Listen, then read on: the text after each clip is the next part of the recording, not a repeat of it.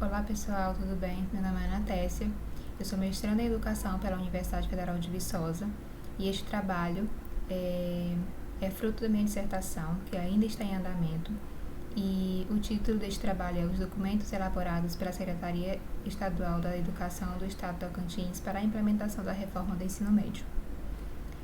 Temos como objetivo abordar alguns documentos elaborados pela Secretaria de Educação do Estado do Tocantins, que fazem parte do documento curricular do Tocantins, que orienta a educação do Estado seguindo as proposições da Lei 3.415 de 2017, da BNCC e da Resolução número 3 de 2018, que altera as diretrizes curriculares nacionais para o ensino médio.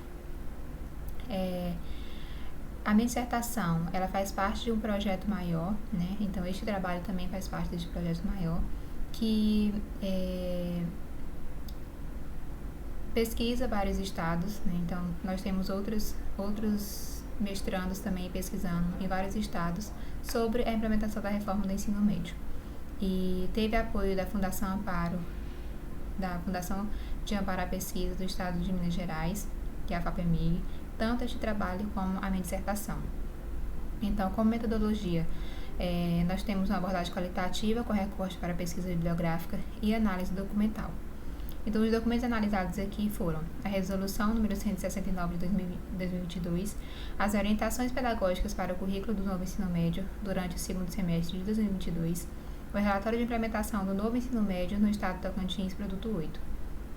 E tem o tópico também sobre o breve relato sobre a história do Tocantins, que é o estado mais novo da federação. Então, como história documentada, nós temos o desbravamento da região pelos portugueses após a queda da União Ibérica e pelos mineradores que vieram para cá extrair o ouro, né, para essa região do norte de Goiás, que é atualmente o Tocantins.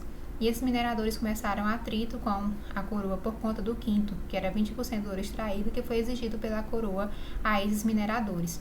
Então, por conta disso, a coroa alegava que essa região era a região mais rica, então por isso ela tinha que exigir esse quinto. Então, por conta disso, os mineradores começaram a ter grandes atritos com a coroa e daí surgiram os primeiros burburinhos de um sentimento separatista, né? De separar o estado do Goiás. E aí, com a queda do ouro, nós tivemos a criação de gado, né, que foi a era agrária, que também teve a ascensão das embarcações, que essas embarcações contribuiu para a relação entre essa região norte de Goiás com o estado do Pará, Maranhão e Piauí. Então, esse pessoal, esses mineradores que estavam aqui, que trouxeram suas famílias para cá, começaram a ter relações profundas com esses três estados que eu acabei de citar, por conta das características da região, né? Que essa região do estado, né, o norte do Goiás, que é atualmente Tocantins, é banhado por dois rios, o rio Araguaia e o rio Tocantins, que dá acesso a esses estados, Tocantins, Pará e Maranhão. Então, em 1958, iniciou a obra da Belém Brasília, que contribuiu bastante para essa concentração de habitantes nessa região, principalmente de nordestinos, que vieram para cá por conta da terra fértil, né? Que eles poderiam ter acesso a essa terra e ter plantações e criação de gado, né? Ter uma vivência de certa forma melhor aqui por conta dessa fertilidade da terra. E em 1988 houve a concretização do Estado, que foi quando realmente separou o Estado, depois da Constituição Federal de 88, onde abriu aí uma brecha para a criação de novos estados. E aí nós tivemos como o primeiro governador o Siqueira Campos. Atualmente o estado conta com 139 municípios, pouco mais de 1,5 milhão de habitantes, tendo a sua capital Palmas. O ensino secundário no estado não tem muitos relatos escritos, né, documentados. Os escritos são escassos, então da documentação que eu tive acesso para essa pesquisa, consta que em 1920 havia apenas 4 aulas avulsas no ensino secundário, atendendo pouco mais de 50 alunos nessa região, e esses alunos tinham poder aquisitivo para estar nessas aulas. As aulas poderiam ser extintas após 6 meses, se não houvesse o mínimo de 10 alunos. E até meados de 1950, a região norte do estado contou com 2 aulas avulsas e com o esforço dos pais, né, em alfabetizar seus filhos. Então, essa educação ainda era responsabilidade dos pais. O estado não tinha muita preocupação quanto a isso, principalmente para essa região que tudo foi mais tardio. Então, em 1939, o estado de Goiás contava com 9 instituições, entre públicas e privadas, que ofereciam ensino secundário, mas nenhuma na região norte do estado, que é a atual Tocantins. Então, a educação, a saúde, saneamento básico foi mais tardio para a nossa região, né? E em 1960 nós contamos com o primeiro curso técnico secundário público, que foi o técnico comercial ou contabilidade, técnico em contabilidade, que foi em Porto Nacional, que é uma das cidades mais antigas do estado. E em 1969 foram implementados os cursos técnicos em instituições particulares, que foi no Colégio Batista de Gurupi e no Colégio do Orione, em Tocantinópolis. Atualmente nós temos um total de 58.873 secundaristas, né, que estão distribuídos em 501 instituições de tempo parcial e integral no estado.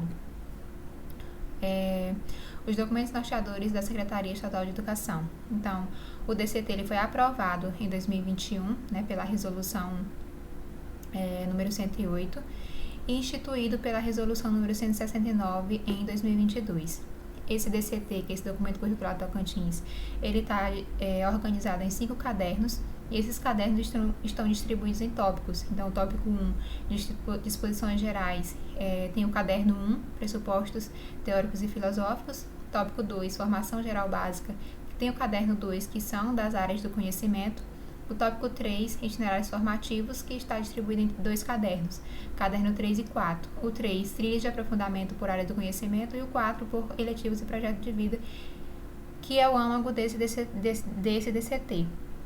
E o itinerário formativo de formação técnica profissional, que está no caderno 5, que nada mais é que o documento orientador para a elaboração desse itinerário, né, que é a formação técnica profissional.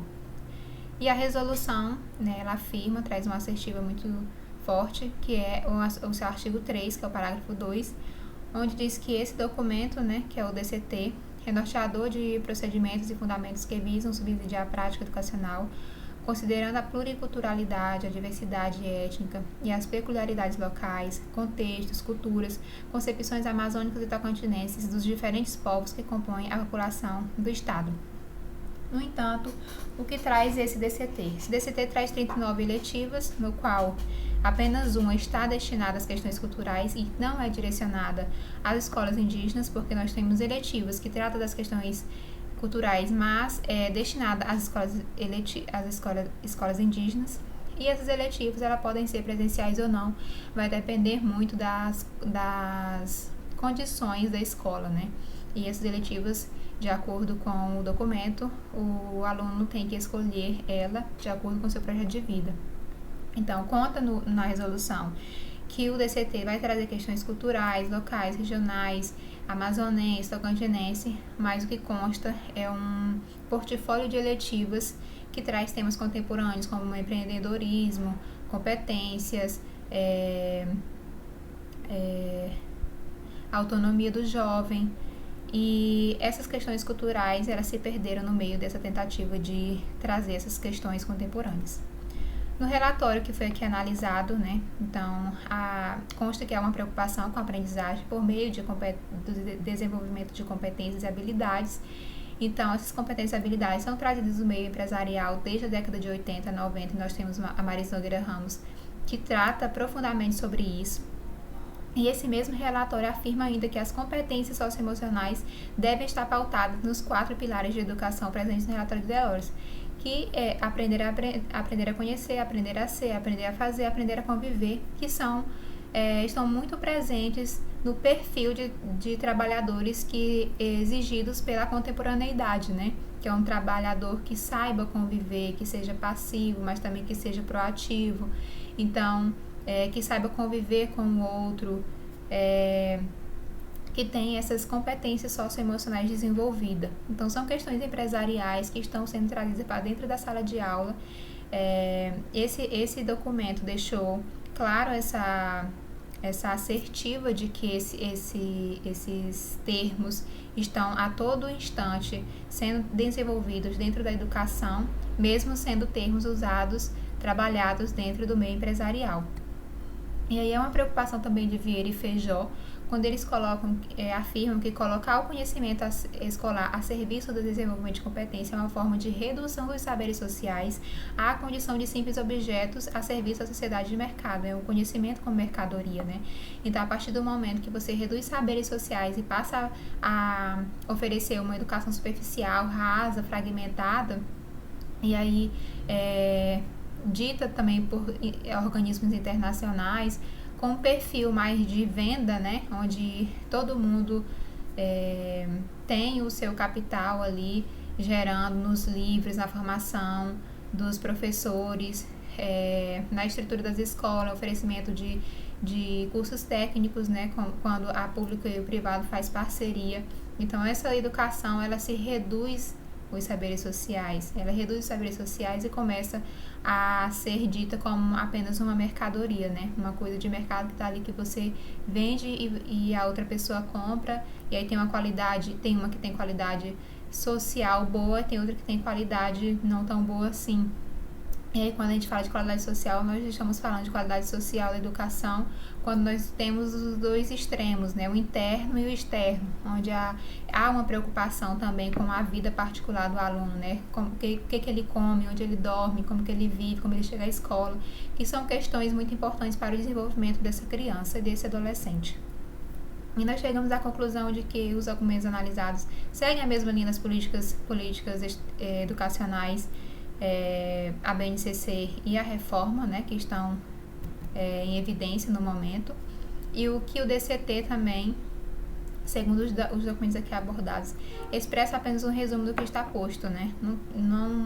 Não agrega mais, não traz questões culturais, locais muito importantes para nós, tocantinenses, principalmente. Nós temos um contingente de alunos indígenas muito grande, nós temos 9 etnias, se eu não me engano, dentro do estado, e que deveriam estar postos nesse documento. Então, segundo a BNCC, esses documentos seriam para isso, para trazer as questões locais, mas que a gente sabe que não é bem assim. Então, esse resumo, esse documento curricular do Tocantins está se demonstrando apenas como um resumo, né,